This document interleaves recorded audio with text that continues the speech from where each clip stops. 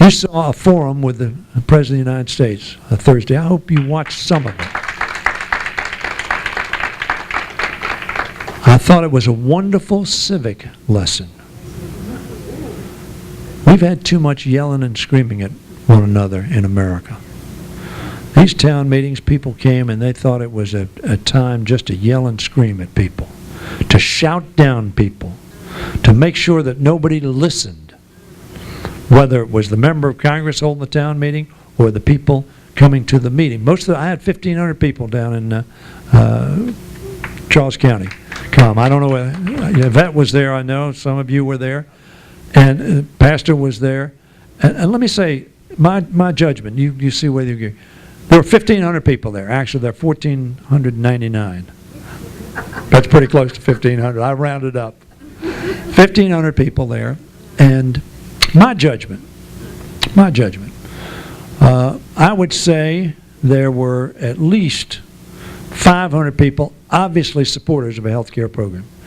500 people who were there to listen, but generally knew that we had to reform the program.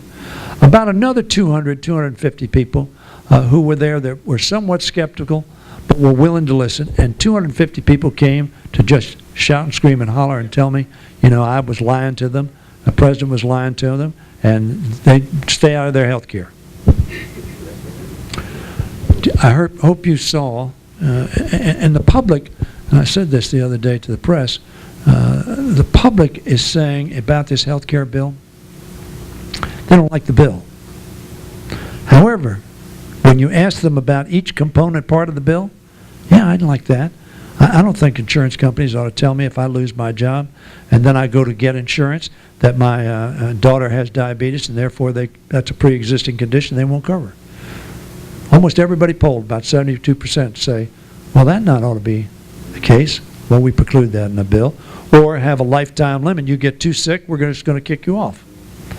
If you have a cancer and it's a serious cancer and it costs you a lot of money, or a stroke or some other chronic disease, you get to a certain limit and we're no longer going to insure you when you really need it.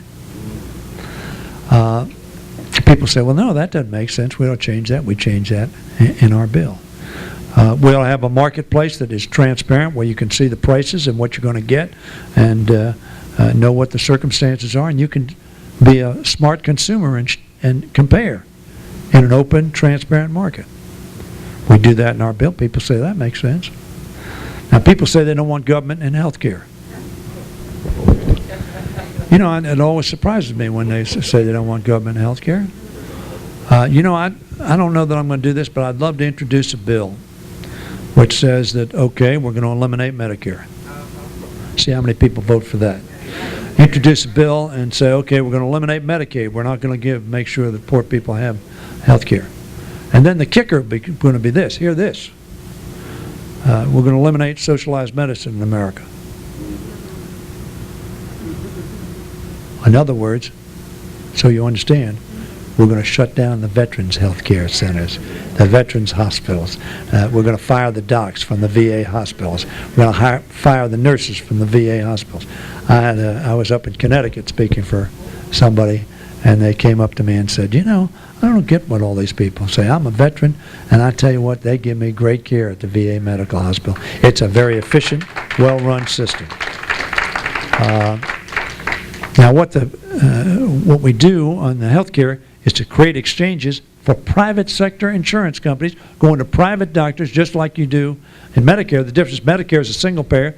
The difference here is it's multi-payer. But that will also create hundreds of thousands of jobs, because the sector that is growing fastest in terms of jobs in America? The healthcare sector. Fastest growing sector. So with respect to what we're trying to do, you're here to talk specifically. In Congress we talk about this big mucky-muck stuff, and we pass this and we do this, and we talk a lot and we pass these big bills, but those of you who work on the local level make it happen.